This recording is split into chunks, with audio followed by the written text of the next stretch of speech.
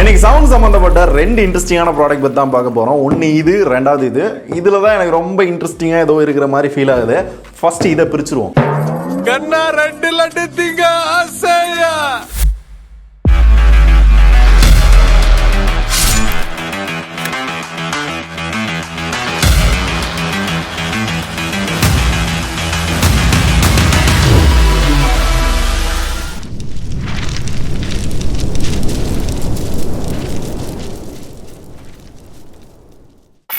Okay, unboxing பார்த்தீங்களா, நல்லா இருந்துச்சா? இப்போ இந்த சவுண்ட் பார் பார்த்தீங்கன்னா கோவோ அப்படின்ற ஒரு கம்பெனியோடது. இதுக்கு முன்னாடி ஒரு சில டிடபிள்யூஸ்லாம் நம்ம அன்பாக்ஸ் பண்ணியிருந்தோம்ல, அதே கம்பெனி, பெங்களூர் பேஸ் பண்ண கம்பெனி. பர்டிகுலராக இந்த மாடலில் உங்களுக்கு என்ன அட்வான்டேஜ் அப்படின்னு பார்த்தீங்கன்னா, எதுவுமே உங்களுக்கு வயரில் கனெக்ட் பண்ண தேவையில்ல. அதாவது டிவியில் கனெக்ட் பண்ணுறீங்க, மொபைலில், சிஸ்டமில் அப்படின்னா அதெல்லாம் தேவையில்ல.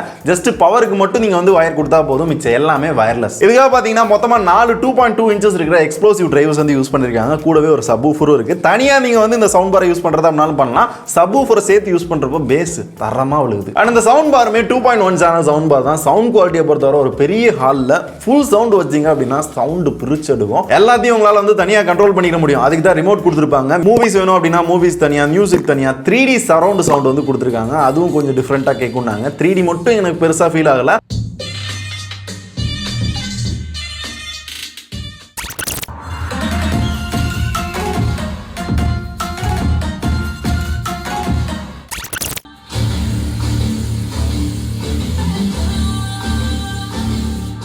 அப்படி இல்லாமல் நம்மளுக்கு பிடிச்ச மாதிரி வந்து ட்ரிபிள் அதிகமாக வேணும், பேஸ் இந்த லெவல் வேணும் அப்படின்ற மாதிரி செட் பண்ணுறது அப்படின்னாலும் தனித்தனியாக கொடுத்துருக்காங்க. ஸோ ஒரு ஃபுல் கண்ட்ரோல் பார்த்தீங்க அப்படின்னா ரிமோட் இங்கே இருக்குது. இது ஒரு IR ரிமோட் தான், ப்ளூடூத்தாக கொடுத்துருக்கலாம் இதையும். ஆனால் இதுக்கு முன்னாடி நான் சொன்ன மாதிரி இந்த சவுண்ட் பாராக இருக்கட்டும் இல்லை இந்த சப்வூஃபராக இருக்கட்டும், ரெண்டுமே வயர்லெஸில் தான் கனெக்டிவிட்டி இருக்கும். ப்ளூடூத் 5.0 கொடுத்துருக்காங்க. அப் டு 10 மீட்டர்ஸ் வரையும் கனெக்டிவிட்டி பார்த்தீங்க அப்படின்னா நல்லாவே இருக்குது. பக்கத்து ரூமில் பாட்டை போட்டு கதவை மூட்டு இந்த ரூமுக்கு வரீங்க அப்படின்னா கூட அந்த கனெக்டிவிட்டி இஷ்யூ அப்படின்றது பெருசாக இல்லை. அதனால் உங்கள் ஃபோனு, லேப்டாப்பு, கம்ப்யூட்டர், டிவி எல்லாத்தோடையும் உங்களால் கனெக்ட் பண்ணி யூஸ் பண்ணிக்க முடியும். கனெக்டிவிட்டி இஷ்யூ அப்படின்றது கிடையாது.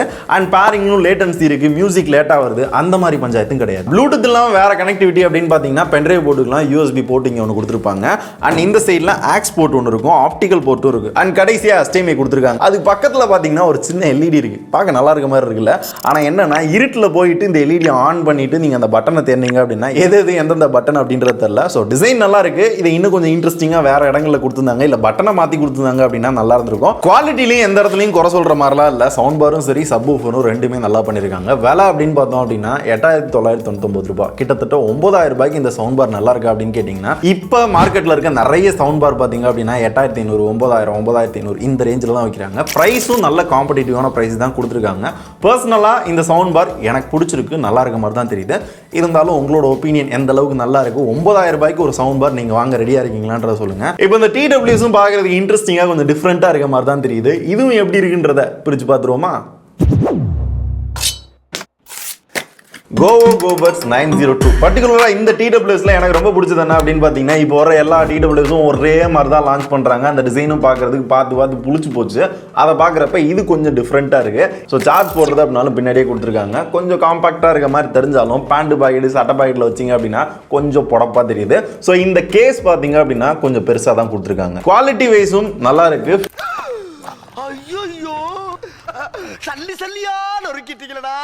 ஃபிட்டிங் ஏன் காதுக்கு நல்லா இருக்கு. ஒரு சிலருக்கு எங்க ஆபீஸ்ல பாத்தீங்க அப்படின்னா அந்த அளவுக்கு ஃபிட்டிங் நல்லா இல்ல அப்படின்ற மாதிரி சொன்னாங்க. ஸோ ஒவ்வொருத்தர் காதுக்கு ஏத்தாப்புல பாத்தீங்க அப்படின்னா இதோட ஃபிட்டிங் வந்து கொஞ்சம் டிஃபர் ஆகுது. எனக்கு பர்ஃபெக்டா ஃபிட் ஆகுது. அண்ட் இதுல பாசிவ் நாய்ஸ் கேன்சலேஷன் கொடுத்துருக்காங்களா அப்படின்னா என்னன்னு கேட்டீங்க அப்படின்னா, ஆக்டிவ் நாய்ஸ் கேன்சலேஷன்லாம் நம்மளால வந்து கண்ட்ரோல் பண்ண முடியும். பாசிவ் அப்படின்றது என்னன்னு பாத்தீங்கன்னா ஆட்டோமேட்டிக்காவே நேச்சுரலாவே காதரைச்ச மாதிரி இருக்கும். சவுண்டுக்கு பாத்தீங்க அப்படின்னா 10 மில்லிமீட்டர் டிரைவர் வந்து யூஸ் பண்ணிருக்காங்க. அண்ட் ப்ளூடூத் 5.1 இருக்கு. ரேஞ்சை பொறுத்தவரை நல்லா தான் இருந்துச்சு. சவுண்ட் குவாலிட்டி அப்படின்னு வர்றப்ப பாத்தீங்க அப்படின்னா லிசன் டெக்னாலஜி அப்படின்ற ஒரு US கம்பெனி மூலமா சவுண்ட் இன்ஜினியரிங் பண்ணிருக்காங்க. சோ சவுண்ட் குவாலிட்டி எனக்கு எப்படி இருந்துச்சு அப்படின்னு கேட்டீங்கன்னா, மிட் ஹை நல்லாவே இருந்துச்சு, லவுட்னஸ் ரொம்ப இருந்துச்சு. ஒரு 50% வால்யூம் இருந்தாலே போதும், நல்லாவே கேக்குது. டீடைலிங் நல்லா இருக்கு. சவுண்ட் குவாலிட்டியும் பாத்தீங்க அப்படின்னா நல்லாவே இருக்கு. ஆனா இவங்க சொல்ற மாதிரி இந்த டீப் பேஸ், சூப்பர் பேஸ் அதெல்லாம் பெருசா ஃபீல் ஆகல. ஒரு சாங்ல இருக்க அந்த ஃபீல் வந்து எக்ஸாக்ட்டா என்னால ஃபீல் பண்ண முடியல. நார்மலா சவுண்ட் பாத்தீங்க அப்படின்னா நல்லா இருக்கு. நல்லா இருக்கியா? நல்லா இருக்கு. நல்லா தானே இருக்கியா? நல்லா இருக்கு. இதுக்கு முன்னாடி யூஸ்வலாக அந்த மைக் குவாலிட்டி செக் பண்ணுறதுக்கு பார்த்தீங்கன்னா யாருக்காவது கால் பண்ணி ஆடியோ குவாலிட்டி எப்படி இருக்குது அப்படின்லாம் கேட்டுட்டு இருக்கோம். ஆனால் இந்த டைம் என்னோட ஃபோனில் இந்த மைக்கை யூஸ் பண்ணி ஆடியோ ரெக்கார்ட் பண்ணிட்டு இருக்கேன். இட் மீன் நீங்கள் கேட்டுட்டு இருக்க இந்த ஆடியோ பார்த்தீங்க அப்படின்னா இந்த இயர்ஃபோனில் வந்து ரெக்கார்ட் பண்ணிட்டு இருக்கோம். ஆடியோ குவாலிட்டி எப்படி இருக்குன்னு நீங்கள் சொல்லுங்கள்.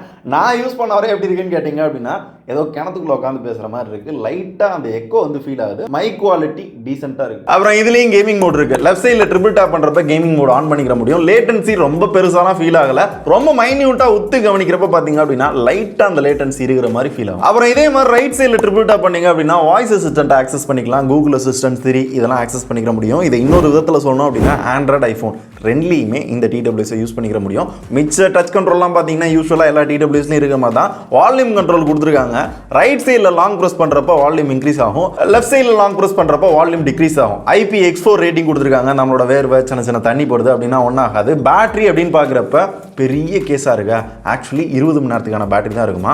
ஏன் 20 மணி நேரத்துக்கான பேட்டரி லைஃப் மட்டும் தான் கொடுத்துருக்காங்க அப்படின்றதெல்லாம், ஆனால் டைப் சி கொடுத்துருக்காங்க. இந்த விலைக்கு கொடுக்கணும். இதோட விலை அப்படின்னு பார்த்தீங்க அப்படின்னா நான் வாங்கினது வந்து அமேசானில் 2300 ரூபாய்க்கு வாங்கியிருந்தேன். அப்பப்போ ப்ரைஸ் வந்து கொஞ்சம் டிஃபர் ஆகுது. ஸோ இந்த 2500 ரூபாய்க்கு பாசிட்டிவாக எனக்கு பட்டது என்ன அப்படின்னு பார்த்தீங்க அப்படின்னா பர்டிகுலராக இவங்களோட டிசைன் எனக்கு ரொம்ப பிடிச்சிருக்கு. குவாலிட்டி நல்லா பண்ணியிருக்காங்க. சவுண்ட் குவாலிட்டி ஓகே, டச்சில் அந்த வால்யூம் கண்ட்ரோல் பண்ணுறது நல்லா இருந்துச்சு. அண்ட் கேமிங் மோடு பார்த்தீங்க அப்படின்னா எனக்கு பிடிச்சிருந்தது. இதை தவிர இன்னும் கொஞ்சம் பெட்டரைஸ் பண்ணியிருக்கலாம் அப்படின்னு தோணுது. பார்த்தீங்கன்னா 2500 ரூபாய் கொடுத்து இந்த இயர்ஃபோனை நான் வாங்குறப்ப கண்டிப்பாக இந்த விலைக்கு நான் ஆப் கண்ட்ரோல் எதிர்பார்ப்பேன். இதை விட கம்மியான விலைக்கே நிறைய இயர்ஃபோனில் இருக்குது. அண்ட் அதே மாதிரி கனெக்டிவிட்டி இஷ்யூ அப்பப்போ என்னோட லேப்டாப்பில் கனெக்ட் பண்ணுறப்ப தான் எப்படி இருக்குது அப்படின்னு பார்த்தோம்னா என்னோட ஃபோனில் கனெக்ட் பண்ணுறப்ப அந்த கனெக்டிவிட்டி இஷ்யூ வந்து லைட்டாக விட்டு விட்டு வந்துகிட்டு இருக்கு. இது இந்த யூனிட்டில் மட்டும்தான் இருக்கா அப்படின்றதும் எனக்கு தெரியல.